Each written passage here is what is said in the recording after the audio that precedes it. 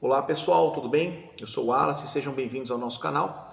Nós vamos comentar hoje sobre Marcelo Gleiser, que é um físico, e eu vou apresentar dois livros, né? Seguindo a nossa série de mostrar dois livros. Então vou mostrar esses dois livros, tá? Que os dois são da Companhia de Bolso, tá? O Marcelo Gleiser, A Dança do Universo, que é esse vermelhinho aqui. Eu tenho esse outro aqui, que é O Fim da Terra e do Céu, o Apocalipse na Ciência e na Religião. Gosto muito desses dois livros, tá? Primeiro porque é um físico brasileiro, né, reconhecido nos Estados Unidos, trabalha nos Estados Unidos, é um físico muito bom, ele tem uma visão muito interessante sobre relações entre ciência e religião. A Dança do Universo, por exemplo, que é esse livro aqui, ele fala sobre a criação do universo. Ele faz um comparativo com a dança de Shiva, a dança dos astros e esse trabalho de construção do universo por meio do sistema de dança. Até na Grécia Antiga, há um mito que isso Robert Graves comenta, eu vou trazer esse livro para vocês aqui também, que é um livro de mitologia, que o universo, em uma das versões descritas na Grécia Antiga, o universo foi criado pela dança, uma dança primordial que teria sido criada por meio da pitonisa, né, uma cobra, o ovo cósmico, então toda a mitologia é baseada nisso. Então, o Marcelo Gleiser faz uma relação entre a criação do universo, certo? Por meio da física, né? Da astrofísica, sobretudo, e da dança mitológica de criação do universo. E para ele os cosmos estão dançando constantemente. E por que isso é muito interessante, pessoal? Essa relação entre o homem e as estrelas é muito forte. A gente pega pelas bandeiras que tem as estrelas, né? Várias bandeiras têm astros, né? Ou tem uma lua desenhada, ou tem uma estrela, especialmente em países muçulmanos. E ele trabalha o aspecto cultural disso, tá? Então, ele vai dizer que os universos, os cosmos, né? O cosmo, os astros, eles vão se movendo numa espécie de dança. Ele não é um conhecimento físico puramente físico, ele trabalha um conhecimento cultural humano sobre a visão disso. Então, é interessantíssimo, ele fala do calendário, da criação do calendário. O calendário é uma visão humana, o dia não tem 24 horas precisas, o mês não tem 30 dias precisos, o ano não tem 365 dias precisos, então ele brinca com esses arredondamentos humanos, certo? Quando ele fala sobre a dança do universo, então nesse livro, ele comenta, por exemplo, que há um mito de que Galileu Galilei morreu no mesmo dia que, claro que não é no mesmo ano, né, mas naquele mesmo momento, mas que morreu com o nascimento de Newton, tá? Que seria o mesmo momento. Depois ele explica que isso é um erro, porque a Inglaterra usava o calendário juliano, que é um calendário da época de César, dos Césares, né, do Império Romano, e que não aderiu ao calendário gregoriano, que era católico, porque a Inglaterra não é católica. Então ele mostra que isso foi um erro de dois calendários de diferença, que tem aí em média, são mais de 10 dias de diferença entre eles, tá? Então ele vai trabalhar isso muito interessante no livro. Então ele já trabalha e aborda o aspecto cultural dentro da ciência física. E isso eu gosto muito, que é uma característica do Marcelo Gleiser, que é ele consegue unir a ciência humana e a ciência física, a ciência dita natural, né? O pessoal chama natural. Eu não gosto muito desse corte porque dá a impressão que o ser humano é artificial. Ele não é um ser artificial, ele também é um ser natural. É estranho esse conceito do natural, né? Mas dita natural, que é a física, a química, etc. Bom, então ele trabalha conceitos, por exemplo, os sólidos e como isso aparece na teoria pitagórica. Então, eu gosto bastante da Dança do Universo. E após publicar esse livro, né, a Dança do Universo, só comentando, outros livros que trabalham nisso, da relação do universo com o lado humano, você vai ter uma Campanella, que vai escrever uma doutrina em que o rei era o astro-sol e todos os seus assessores eram aqueles que circundavam o seu poder. Ele faz essa analogia, o Campanella, do rei Sol, né?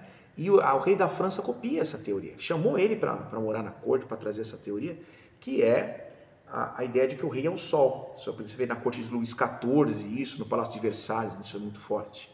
E ele comenta essas relações. Então é muito legal esse livro. Não é física densa, tá? Eu mesmo não sou uma pessoa da física.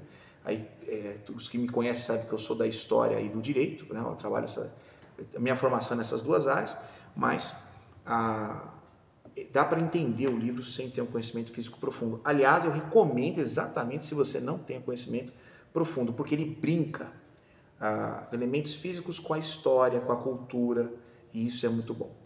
E ele também vai fazer isso no livro O Fim da Terra e do Céu, tá? Que é um livro que ele vai fazer aqui, o Apocalipse na Ciência e na Religião. Esse é muito interessante porque se a dança do universo, ele fala da dança que estabilizou o cosmos, que os movimentos começam a se repetir, né?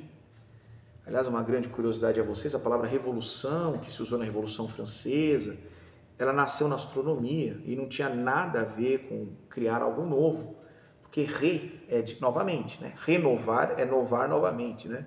Então, refazer é fazer novamente. Então, revolução é exatamente isso, né? A revolução, ela seria reiniciar o movimento, tá? Da evolução, tá?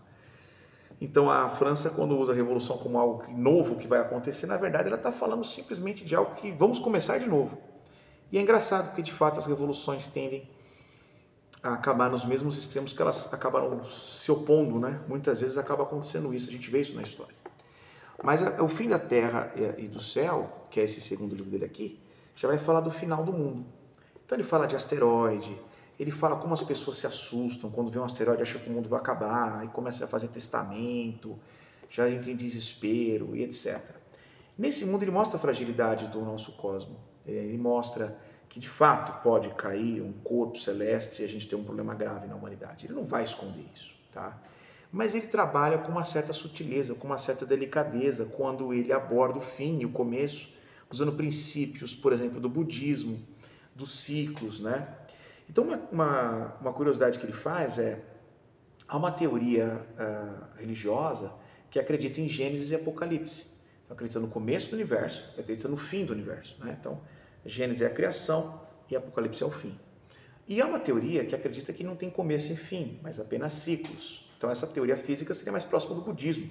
Então, você vai ter ciclos constantes e ninguém iniciou, ninguém terminou. O que existe aí seria Dharma, a regra, o fundamento, o princípio cósmico que é Dharma. Então, é interessante essa comparação que ele vai fazer das teorias da física. Alguns acham que tem começo, mas não tem fim. Outros acham que tem fim e começo. Outros acham que nem começo e nem fim. E isso é o que torna interessante as comparações que ele faz da física, como se fosse um universo em expansão e, abre aspas, uma contração. Eu sei que esses não são os termos mais técnicos, obviamente, mas isso é interessante quando você relaciona esse livro dele, O Fim da Terra e do Céu, o Apocalipse na Ciência e na Religião, com o Stephen Hawking, que vai dizer o seguinte, a breve história do tempo, né? Então, numa breve história do tempo, ele fala exatamente isso. O tempo tem começo, o tempo tem fim, e aqui fala de Apocalipse e início e fim do universo, que o Marcelo Gleiser chega até a citar, salvo engano, a breve história do tempo do Stephen Hawking, que é muito clássico. Essa leitura também eu vou trazer para vocês, esse livro também para comentar. Bom, se você quer partir do descobrimento, do início do universo, leia A Dança do Universo. Se você quer algo mais direto ao ponto do fim, você vai seguir O Fim da Terra e do Céu, o Apocalipse na Ciência e na Religião, que é uma escrita que ele faz depois para discutir sobre esse ponto. Então é umas curiosidades de como a humanidade morre de medo, né? Então a gente sabe que a simples medo de morrer gera mudanças comportamentais e mudanças até fisiológicas, né? Mudança de pressão, o indivíduo desenvolve aí algumas patologias. E ele mostra como a humanidade sempre viveu com esse medo constante, que aparecia no céu um cometa e todo mundo achava que o mundo ia acabar e tudo se desesperava. E como nós fizemos isso na história humana várias vezes. E esses eventos históricos o Marcelo Gleiser traz brincando com conceitos da física. Então eu recomendo esses dois livros do mesmo autor. Por quê? Porque é o princípio e o fim do universo visto pela física, mas com uma capacidade humana muito sui generis, muito específica. Porque, infelizmente, muitas pessoas que são das ciências naturais não conseguem fazer essa mixórdia entre o conhecimento humano e o conhecimento natural. E existe, Porque mesmo na matemática você pode estudar a história dos numerais, porque esses numerais são arábicos, eles vieram depois. Você pode estudar na linguagem, que não é ciência natural, lógico, a história do alfabeto, formas escritas, diferentes culturas. Então, sociologia, física e história podem se relacionar de fato para explicar como nós nos manifestamos sobre isso. E muitas vezes a linguagem metafísica ou a linguagem religiosa está tentando compreender o universo da sua forma de ser, que é diferente, obviamente, da forma científica. E aí eu reitero do que eu já comentei sobre positivismo em outros vídeos. A ciência é o terceiro grau da evolução social de Augusto Comte, né? Que é a mitologia, a mítica, a metafísica filosófica e a ciência, que seria algo mais técnico ainda que a filosofia, mais especificado. Então, aqui daria para trabalhar até nisso. Ele também vai trabalhar a sociedade que trabalha mística, que acredita na mística para explicar o universo, por isso que é na ciência e na religião, e ele vai mostrando como a religião vai resolvendo esses problemas. E daí eu peço que vocês assistam o nosso próximo vídeo, que é O Mundo Assombrado pelos Demônios, de Carl Sagan. Esse é um clássico que vocês vão gostar. Assiste esse vídeo aí que eu vou gravar ele já já. Um abraço.